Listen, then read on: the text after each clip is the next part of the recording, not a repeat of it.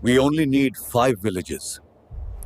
महाभारत का सबसे बड़ा सच यह है कि युद्ध केवल रणभूमि में नहीं लड़ा गया। युद्ध की शुरुआत हुई निर्णय लेने की मेजों पर, अलग अलग सभाओं में और लोगों के मनों के भीतर। इसलिए इंद्रप्रस्थ में एक गुप्त सभा सजाई गई।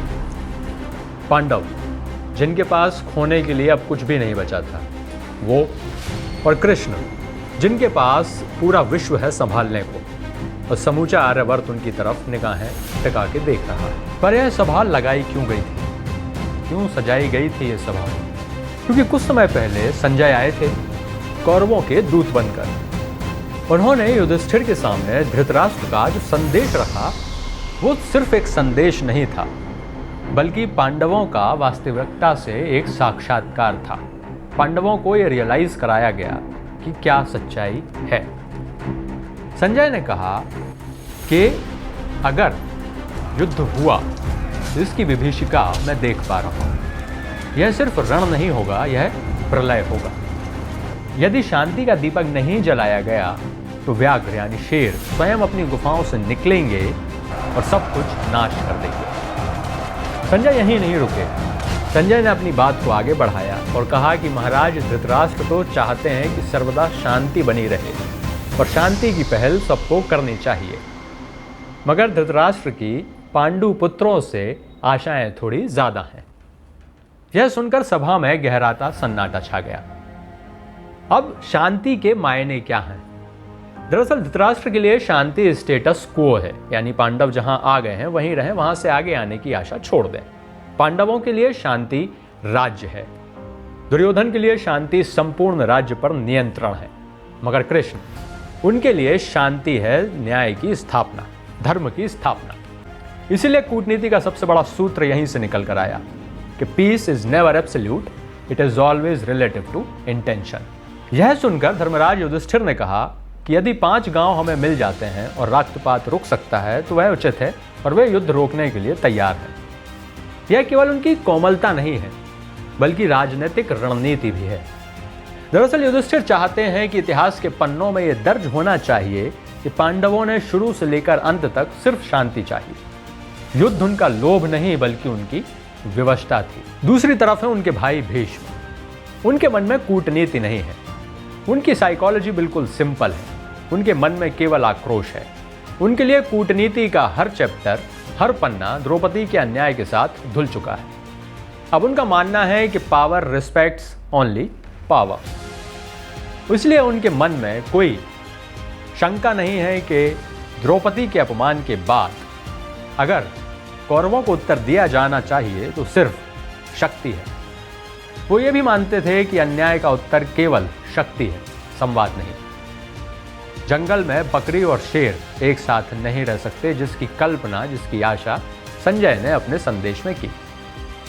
एक और व्यक्ति खड़ा है, अर्जुन, उन दोनों के बीच में स्थिर। अर्जुन में एक योद्धा भी है और एक शांत रणनीतिकार भी, लेकिन अर्जुन मौन है।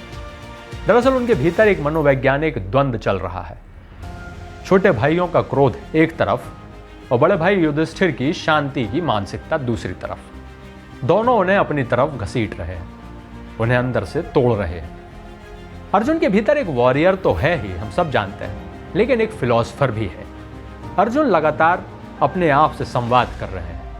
अपने आप से क्या, बल्कि एक फिलॉसफर और एक वॉरियर आपस में संवाद कर रहे हैं। और यही समय नेतृत्व का सबसे कठिन समय होता है, जब आपको तय करना होता है टू फाइट और नॉट टू फाइट।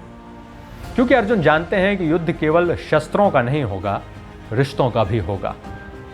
वे जानते हैं कि अगर युद्ध हुआ तो इसके परिणाम अकल्पनीय होंगे। तभी उनकी नजर कृष्ण पर पड़ी। वो जानते हैं कि कृष्ण का निर्णय ही आने वाले संघर्ष की दिशा तय करेगा। उन दोनों की आंखों में चर्चा हुई और कृष्ण ने अपनी दृष्टि सभा में उपस्थित सभी पर डाली। अपनी जगह से उठे और पूरे सभागार को मौन कर दिया उन्होंने अपने एक वाणी से। जब सभा निस्तब्ध हुई तो कृष्ण ने अपनी वाणी में करुणा और अपने शब्दों में चतुराई घोल कर कहा, मैं पांडवों का शांति दूत बनकर हस्तिनापुर जाऊंगा। यह सिर्फ घोषणा नहीं थी, यह सिर्फ संदेश नहीं था, या यह सिर्फ प्रस्ताव नहीं था, या डिप्लोमेसी का ब्रेकिंग पॉइंट था, जिसे हम निर्णायक मोड़ कहते हैं। क्योंकि कृष्ण जानते थे कि if negotiation fails now, no one will dare stop the war that follows. क्योंकि कृष्ण के मानने पर अगर कोई व्यक्ति नहीं मान रहा है, अगर कृष्ण के बोलने पर कोई व्यक्ति नहीं बोल रहा है, तो इसका मतलब है कि विनाश निश्चित है। क्योंकि जब कृष्ण बोलते हैं तो भाग्य सुनता है, जब कृष्ण चलते हैं तो इतिहास अपनी दिशा बदलता है। कृष्ण ने फिर दोहराया कि मैं स्वयं पांडवों का दूत बनकर हस्तिनापुर जाऊंगा और शांति की आस्था को लेकर उसे और मजबूत करने का प्रयास करूंगा, ताकि भविष्य के इतिहास में पांडवों के शांति प्रयास का सबसे बड़ा प्रमाण यही यात्रा बनकर उभरे। यह सिर्फ एक संदेश नहीं था, यह राजनीति और रणनीति की नई दिशा थी। कृष्ण समझते थे कि दुर्योधन नहीं मानेगा, पर वे चाहते थे कि पूरा आर्यावर्त देखे कि पांडव युद्ध के भूखे नहीं हैं, और अगर यदि रक्त बहा तो उसका दोष केवल और केवल कौरव और दुर्योधन का होगा। भीम ने इसे कमजोरी समझा, अर्जुन ने इसे रणनीति माना और युधिष्ठिर ने इसे धर्म समझकर स्वीकार कर लिया। ये तीन अलग अलग मनोवृत्तियां, क्रोध, रणनीति और धर्म, कृष्ण ने इन तीनों रणनीतियों को, इन तीनों मानसिकताओं को एकत्र कर अपने पक्ष को नैतिक बल दिया और पांडवों को नैतिक मजबूती प्रदान की। सभा समाप्त हो गई, निर्णय हो गया। अब कृष्ण जा रहे हैं हस्तिनापुर पांडवों के शांति दूत बनकर। लेकिन यहां सिर्फ स्ट्रेटेजिक मैन्यूवर की बात नहीं हो रही। इस यात्रा की असली गहराई थी कि यह केवल एक दूत की यात्रा नहीं होने वाली थी, बल्कि एक विनाशकारी महायुद्ध के पूर्व राजनीतिक दस्तावेज बनने वाला था, जिसमें कृष्ण ने यह सुनिश्चित कर दिया कि युद्ध चाहे कौरवों और पांडवों के बीच हो, पर नैतिक विजय पांडवों की पहले से ही तय है। कृष्ण ये भी जानते हैं कि इतिहास का जो जजमेंट होता है, इतिहास का जो मूल्यांकन होता है, वह सदैव क्रूर होता है। इसीलिए शांति सभा में जाने से पहले, हस्तिनापुर की यात्रा से पहले, कृष्ण का एक संवाद युधिष्ठिर से हो रहा है। युधिष्ठिर की भी वही कामना है कि इतिहास जब देखे तो ये कहे कि पांडवों ने युद्ध नहीं चाहा, बल्कि सर्वदा शांति चाहिए। कृष्ण भी यही मानते हैं और युधिष्ठिर भी यही मानते हैं कि इतिहास का मूल्यांकन सदैव क्रूर होता है। इतिहास जब जब आपको जज करता है तो बहुत क्रूरता से करता है। क्या वर्तमान में कुछ ऐसा हो रहा है? क्या वर्तमान में आपके और हमारे आसपास ऐसा कुछ दिख रहा है? कमेंट में बताइए। बने रहिए हमारे साथ। आज के लिए इतना ही। तब तक अपनी स्ट्रेटेजिक ब्रिलियंस को बढ़ाते रहिए और हमारे साथ जुड़े रहिए।